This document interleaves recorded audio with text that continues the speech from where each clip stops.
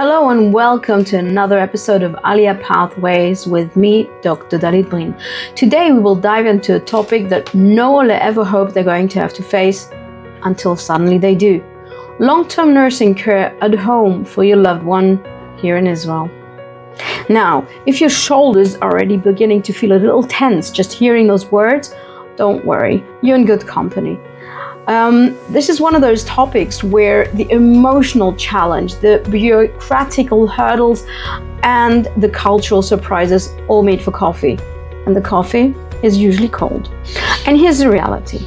Many families arrive in Israel already taking care for a loved one, while others face that sudden change after making Aliyah.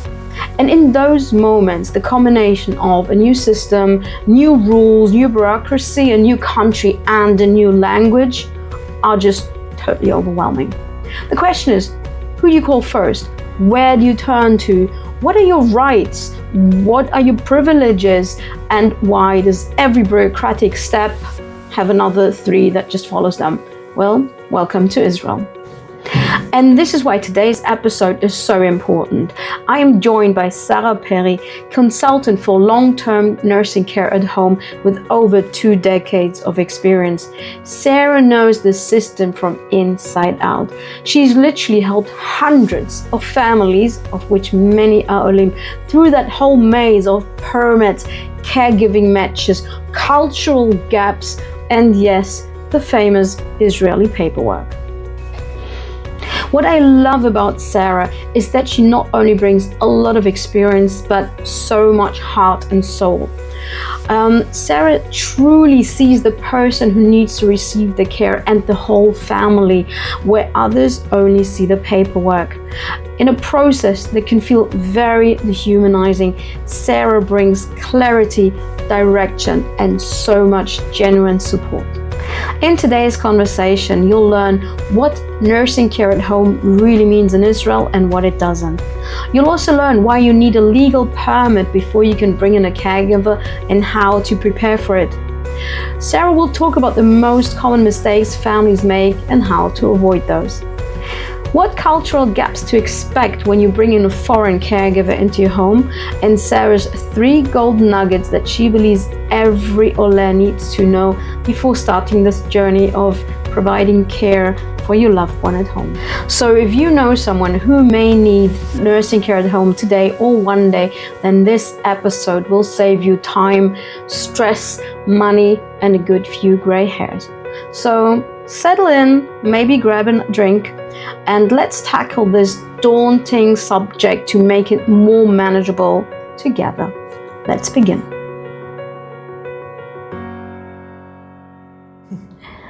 Hi, welcome. Sara Peri, a consultant for long-term nursing care at home. Right. I am so pleased that you took the time to join us.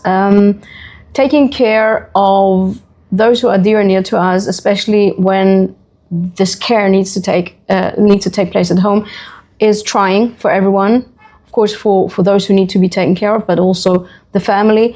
And even more so when you come to a new country, when Olim make Aliyah, and then they have that additional challenge, and which is often a burden. So thank you so much for joining us. You're welcome. And it is very, very challenging, especially since for Olim, obviously, you have the whole mess of coming here, yes, and then you also have to take care of that, right, which is like... Exactly. So we will go into all of that today.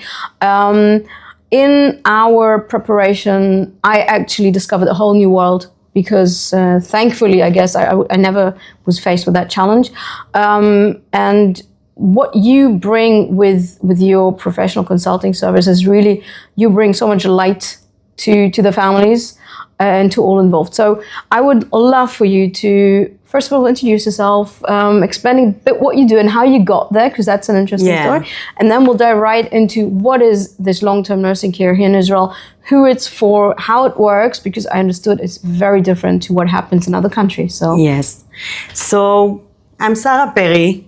I'm 38 years old.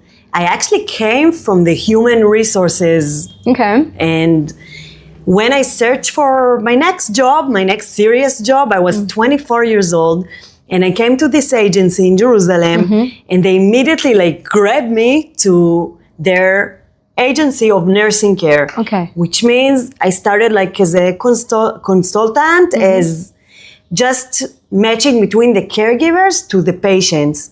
And I really started from the bottom, and I found this whole world I didn't know, because I used to match workers to jobs. Right. But suddenly, and it's a whole new world of caregiving and elderly age, and most of all, the family members. I never knew how much the family members has to suffer and how transparent they are in this whole process, because the one who needs care, obviously, we know he needs care, and we know the caregiver, but the family member who is in the middle, we call it like the sandwich generation. Oh, wow. They are just in the middle between their own lives and their own families to their parents' life, which is like really, you don't have time, and you don't think about how much, like when you got a job and you go to work and your parent needs you, your bosses, they don't understand like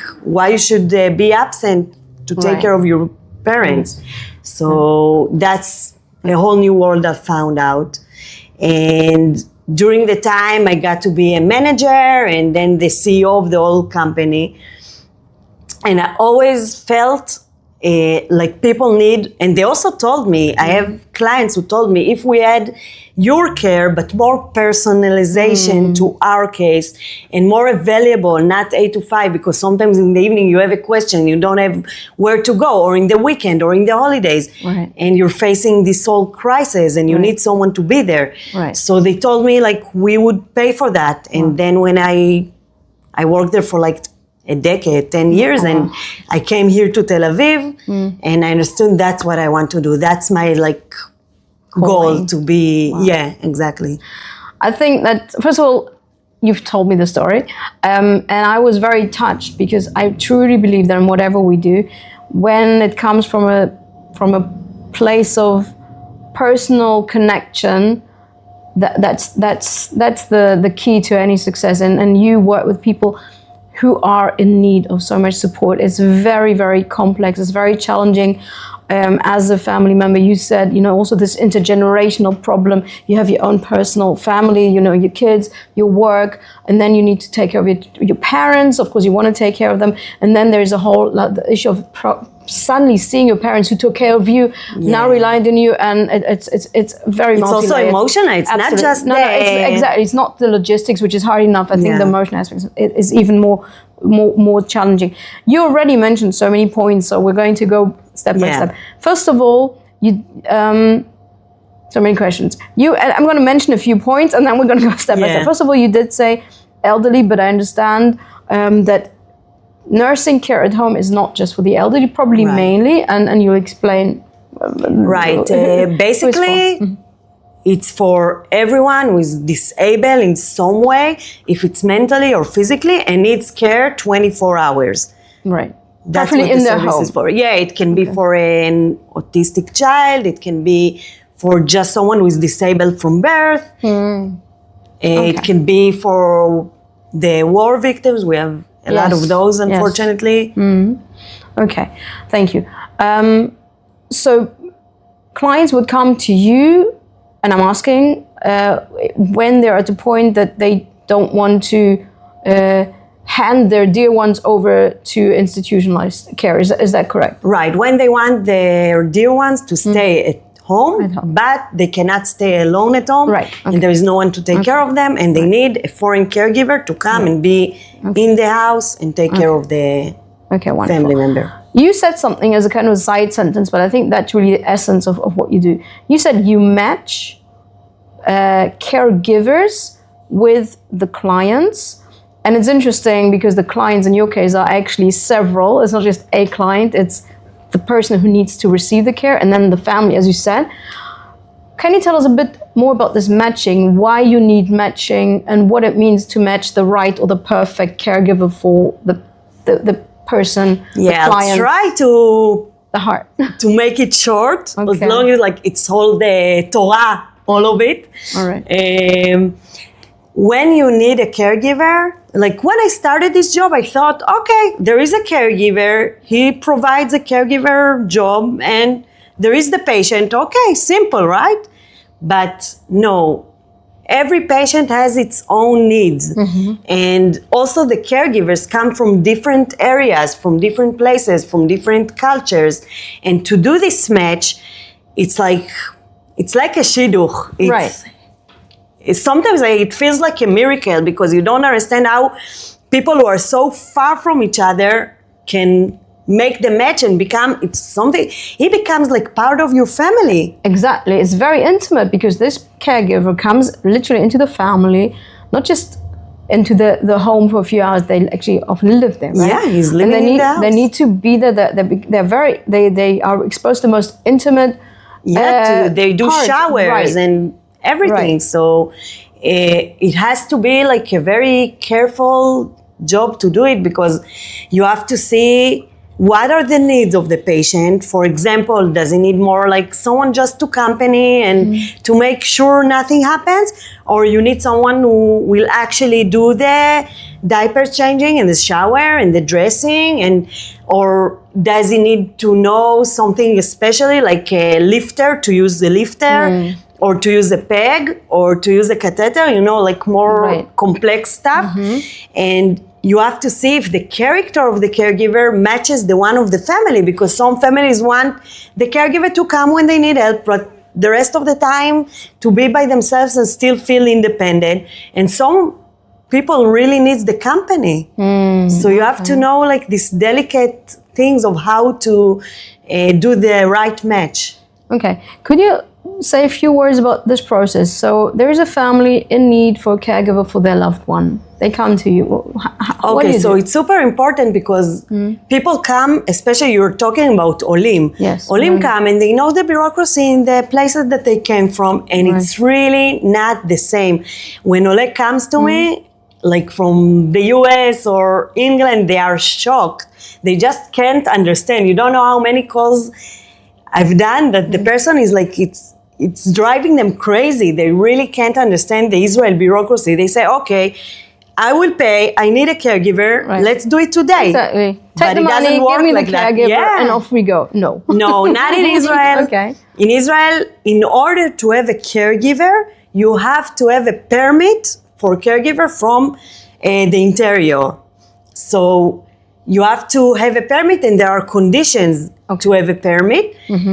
Usually when you need a caregiver, you don't just like need a caregiver. It doesn't work. Like you can't have someone just to be an au pair or something like that.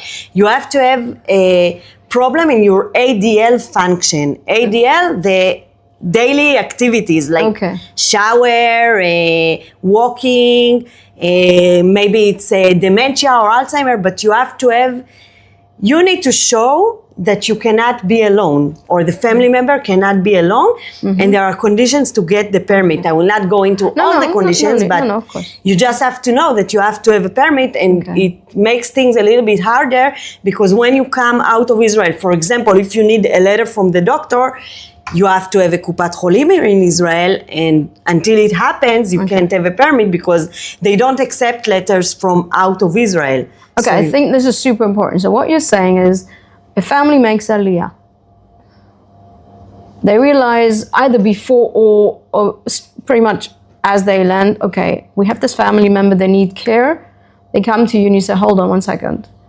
It's not that easy. First of all, you have to go through this very bureaucratic process. First of all, are you already enlisted in a Kupat Cholim, in a health insurance? Do you have ID already? Right. Do you have a Dahlit? Do you already have an ID? So what you're saying is, independent of you being able to provide them with the correct caregiver, first of all, you help them understand the process, and it's a long process, right? Yes. Okay. It can be long, it can be longer, and it can be short if you come prepared, but you can't always be prepared, because again, if you don't have the Kupat Cholim, what can you do? You have to wait and... Right. So what I'm understanding is that they should, first of all, prepare in understanding what the process is, and what can they do in preparation, because you can't get I think anyway, if memory serves me correct, you can't get a Dahlit until you come here. Right. I know that there are organizations who help to make it like very short or immediately when you come here to get the Teudat Zehut, so that can help.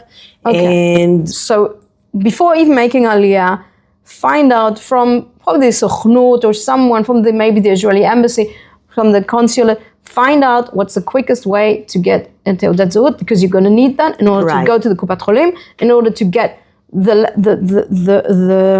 bureaucracy done, in order to get the permits. Right. And that's when you can start. Yeah, that's when you can start. And also get prepared for the time between, because if someone cannot be alone and they have to have someone, then you have to get like a private care. There are all kinds of agencies who have like nurses and it's very expensive. So you also have to financially prepare for that. Because caregivers, like, if you do this against that, caregivers are not that expensive.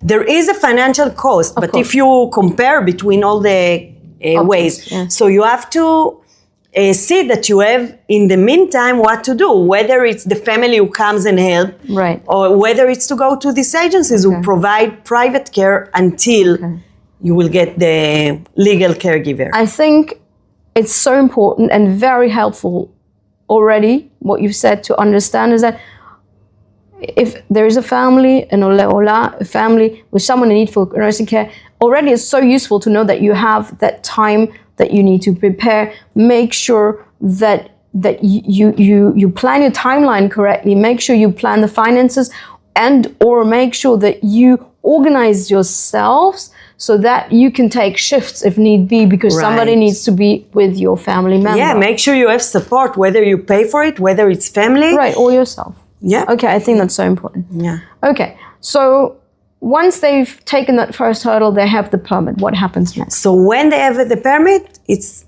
pretty easy, but not really. It's not easy.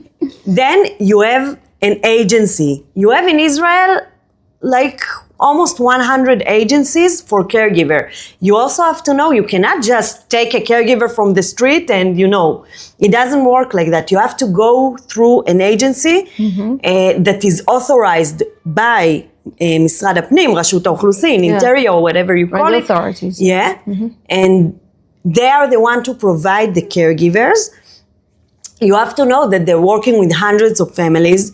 You have to know that they are very busy. You can't always reach them. You have to know the level of the service in Israel. Some are very good, some are less, but you have to have, caregivers are not just running away, they belong to agencies. Okay. But you can choose whatever agency you want. You can also go to multiple agencies, and whoever finds you the most right one, you can go to them. But an advantage of working with you is that you know so many agencies, and you know which agency could possibly have a caregiver that's more suitable for this type of family. That's when I go into the picture, because a lot of the families, they are so busy in so many other things. So I call it I'm the hands, the legs, the eyes, everything of the family member. Instead of them going around and, I just go to all the agencies, of course, the best ones, and I do the interviews of the caregiver, and I'm doing it for 12 years, from morning till evening, and I'm not kidding. It can be, I have days that I'm from 7 a.m. till 9 p.m. with the caregivers doing the interviews in video call. Yes. And I make the profile of the ideal or the perfect caregiver, and I try to match as much as possible, because we will learn that there is no perfect, the caregiver to the family. So I save them the time of just going around, and I save them a lot of mistakes. Right. Because also you know what to look for, what to ask, what to check. Yeah, and I talk to the families that they used to work before, what they did there. Right. Yeah, and more than I always say, I talk to them and I hear what they say, but I hear also between the lines what they don't say, which is more important. Yes. So then the match is better. It will not be a train of caregivers coming and going. Yes. Usually 1, 2, and it's a done deal. I think this is an important point, because as a family, going through this whole process, which is very challenging, it's very overwhelming, it's draining. I can imagine that many say, okay, thank God, finally there's a caregiver, everything is well. And you're saying, hold on one second. There could, or usually is, a period of adjustment, and maybe the first caregiver is not going to be the last one. Take into account that you might have to go through 1 to maximum 3 to find the last one. Because I think, especially in such a strenuous process, expectations management is so important. It's like understanding what you can expect, what you can't expect, and what you need to prepare for. And so first of all, when I do the interviews, I prepare the caregivers and I prepare the family members as well as to exactly what are the expectations to try and prevent a caregiver who will come and then walk away. Because it's very, like you said, draining to hire someone. He starts, you teach him everything. Then after 1 week, 2 weeks, you understand it's not a match. So my goal, and thank God statistically it's working, I do all the expectations from before, and then the caregiver knows what he's getting into. The family knows what they're getting into. And usually it's a match because of that. And I also, I'm with the family in the first month. For all the problems that comes up. Instead of them fighting with one another, they turn to me. I think that's very important. And I prevent all these things from happening from the beginning. Okay. I think that's important. Now, because we are talking about Olim, so Olim come from one country with their culture, with their expectation, with what they know, to another country, Israel, which is very different anyway. Now you throw something else in the match, which is the foreign caregiver. What are very common culture gaps, call them, or expectation gaps that Olim need to be aware of, and that you usually need to bridge? So there are a lot of gaps. Even when I work with Israelis, there is a gap. But with Olim, it's even harder because they are used to, their culture, their traditions, their manners. And the caregivers usually come from states that are not as strong as Israel or the other countries. And they come sometimes from countries, sometimes from very poor places. So when you bring a caregiver, if you bring someone that is already here and already knows everything, then it's easier. But still, most of the caregivers in Israel come from India and Sri Lanka. There are also from Uzbekistan, from Eastern Bloc? Yeah, and from even from Colombia. But still, it's very different cultures. So the food, the smells of the food. Oh my gosh, of course. The eating, like I can tell you one case of someone that she was shocked to see the caregiver eating with their hands. So all kinds of small things, but it's so meaningful to know from ahead what to expect. Yes, and I think that's super important because you already bring a stranger into your house. You're already facing a very emotionally difficult situation of seeing your loved ones not able to do what you wish you would be. Then you're bringing a stranger into that. And this stranger is being weird or whatever word you want to use. And I think it's very important that you can prepare them for it so that the resistance is as low as possible and that they understand and can also break. Exactly. themselves. Some cultures, they are used to having a staff of workers in the house, and they're used to having the staff having their own uniforms and eating in other times and using a different even elevator, which sounds sometimes to the Israelis as very not nice but that's how you used to. And then you come here and it's totally different because the caregiver is kind of part of the family. And also for the caregivers, every caregiver comes from a different house, or you can bring them new from their country, or they are already in Israel and they finished in one house. But this one house has its own habits and its own, so you also have to get used to something different, and you have to know how to be understanding to that. And also, I can tell the caregivers what this family expecting from him and otherwise, but still, there is a gap and you have to know it and you have to be aware of it. I know of a story, not personally, as I said, but friends of my parents who brought in a caregiver from India. And she was used to the caste system, and she wasn't a caregiver as such, but she was like a servant in someone else's house, and she was used to eating separately, eating even different food, and the family, you know, it's not in their culture. Of course, you're here, you're part of the family, you sit at the table. And it was very hard for her to get used. In the beginning, she couldn't eat. She couldn't physically eat because she was in such shock. And I think it's important to know these gaps so that even if the goal of the family here is to invite her to the family table because that's what they feel about her, I think it's important to understand that this may not be maybe necessarily possible in the beginning, but to kind of give her the chance to get used to maybe exactly, maybe in the beginning let her eat in the kitchen and whatever, and then slowly bring her to the table, or just accept for ourselves that that's just too much for her and that's what she needs. She needs that separation. I think it's really important. I can give you another example. For example, like Indians are very they have a lot of respect to authority, and when they don't always tell what's on their heart. Yes. So you will not know like if they like something, if they dislike something, and you have to be aware of that. Like most Indians, whatever you tell them, they will do this, right? Because it's a meaning for respect. And they can do like this, and you don't know if it means yes, if it means no. They can shake their heads in certain ways, and we won't necessarily know what that body language means. And also like people come to interviews and sometimes they tell the family, yes, I will start, and they don't show up.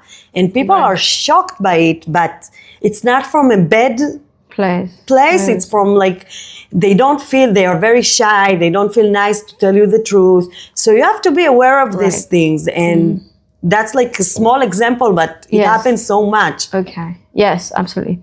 So what's the best way for a family of Olim coming here, needing care? How can they prepare in the best way? And in terms of logistics, in terms of also expectations, what should they be conveying to someone like you who provides those services so that this process can go as smooth as possible? So first of all, again, like you said, the bureaucracy-wise, get an ID, get a Kupat Cholim, and just know who to get help with, because the persons who will help you, whether it's me, whether it's other organizations, it's super important to get the help. Okay. Right. Absolutely. What are the three main things that you feel, the three golden nuggets, as I call them, that Olim should take and adhere to? So I love the golden nuggets idea. I love it. First of all, I said it before, I will say it again, get help. Don't do it by yourself. You have enough. And again, it doesn't matter if they come to me or to any organization or is specialist in what they need. Get help. Don't do it alone, because the difference in the bureaucracy, it's like critical. Like you can save your money, but you can do so many mistakes. Will cost much more. Get help. Don't be alone in this situation. And also the emotional cost. Yes. Even if you have relatives who are Israeli and they know the way around files, and you don't want to pay for a service and you want to get help with them, but don't do it by yourself. Don't be alone in the process. Get emotional support, get any support you can. Like you say to new mommies, get all the help you can, because it's hard. Don't feel it's okay. Get help. That's the main thing. The second thing, there is no perfect caregiver. Okay. The caregivers are so different from one another. Like people come to me, I heard only the Philippines are good. I heard only this, only that. No. Every caregiver has its own personality, his own life experience. Some were nurses, some were teachers, some were anything. So just know there is no perfect. There is the one who is suitable to your family. And you have to see where is the chemistry and what are the needs that you have, and if it's suitable to the needs you have. Even like I have to give a little example here. I had a caregiver who didn't have any recommendations. So obviously most of the families didn't want her because the family said bad things about her. But what they didn't know is, like, when I talked to her last family, I understood that the family was problematic. It happens. So don't count only on recommendations. See the person. See, you can miss a good caregiver like that. And the third thing, set expectations. when a caregiver starts the job, you have to be really clear about what she has to do. Don't think she will do everything by herself and be initiative, because she came from a different family and they have different needs. Make a calendar or a list of what is the schedule. You don't have to be perfect, but you have to give her expectation of what you expect from her, what she needs to do, cleaning, when to clean, what to clean, what is the schedule. You want her to take him outside, you want her to help him shower in the morning, you want her to talk to them. Give her expectation of what she needs to do. I think this is so important, because especially in such an emotionally loaded and challenging situation, and this expectation setting and being very, very clear of what we expect is important to everybody. First of all, the family can be sure that first of all, before they say it to the caregiver, they have to sit down themselves and become clear about what they want, what's important to them, and how they view it. Then when they communicate that, first of all, they can understand that and whether everything's been communicated. And the caregiver has security and certainty of what is expected. They're not guessing. It's like with children. You set boundaries. Boundaries are a good thing for children. It gives them security. And the same for those caregivers. When it's very clear, you have a program, exactly today I'm supposed to be doing X, Y, Z, then I know what I'm doing, and I know once I've hit my mark, I'm okay. Yeah. And especially in those cultures that you talk about, there is, as you said, you've mentioned it, this respect for authority, making sure I don't make mistakes. And I think this can help them so much to also relax and integrate easier, and then they will do their job better. Right, and you can always change it, and you can always go with the flow. But first of all, be clear about what you want. Exactly. Yes. Yeah. Exactly. Yes, absolutely. So first of all, you said the best tip when we started talking before. But you can say it. No, you say it. Okay, I was just going to just repeat what you said. So first of all, you said, no, I was going to say, anyway, I'm going to say it. So start early. Wow. Start early. And you've given so much information, so many things that any Ole in that situation can now literally just now finish watching what we're filming here and just go out and start. I think this is super important, because time is of the essence. You want to reduce the time where you are without the caregiver to a minimum, because it's just so hard. Every day, you as a family member have to take care of your loved one is hard. Is right, really hard. And also you can prevent so many situations. When the situation starts to get harder, then if there is a caregiver, it won't get worse. Exactly. So Exactly. Yes, and I know from my parents as friends, I've heard of so many cases where a person tried to get out of bed and fell, or falling down the stairs, God forbid. And this probably would not have happened with a caregiver. Right. So it's super important. Okay. So start early. You also said, just understand that there is no perfect. There is no perfect. There is the best match possible. I think this is super important, because as with anything in life, if we look for perfection, we're never going to find. Nothing in life is perfect. Shidduch, we say. Exactly, and it is a shidduch. Get help. Doesn't matter any help you can get, professional, emotional, logistical. Just get help from yourself, from any other organization, from friends, just get help. You don't have to do this alone. Don't do it alone. It's just crazy. Yeah. And now I forgot the last one. Set expectations. Set expectations, as always in life, is so important. Yeah. Sarah, if anybody wants to reach out to you, get some advice, hire your services, how can they do that? 052-456-9502. All right. Or my website, saraperi.co.il. Oh, wonderful. So I'm going to put both in the description. Is that okay? And your phone number? Yeah, and of course you can find me on Facebook, Instagram, TikTok. So you're going to send me all the links, and I'm going to put them all in the description so people can find you and follow you and get more tips. That's really useful. And I want to thank you again for being here. This is such a crucial topic.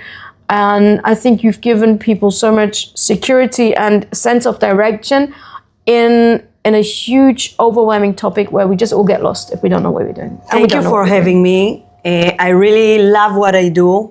I think you can see it. You do. And any person who comes to me, I always give advice, a free advice, because I love it being there for the people in these situations. Right. And I can say, because we met through a professional network, and you've helped, so you don't know this, what I'm going to say now. You've helped so many people I know and met, and your name comes up always in a positive way, always saying, you literally saved this family. Oh, continue. No, seriously. And you've given some good, I know you also work with family lawyers who have those clients who, because people come to family lawyers for, it's called Ipoi Koach mit Mashech, it's like a power of attorney. They come to the lawyers, the family lawyers for wills, and your name keeps coming up because there is such a need for it. And yeah, you're doing God's work. Seriously, it's like... I'm lucky to do what I love and love what I do. I'm lucky. I think it's perfect. Perfect match. Thank you so much. Thank you. And it was great having you on this podcast. Aliyah Pathways with me, Dr. Dahlit Brin, supporting your journey toward confidence, clarity, and connection in Israel.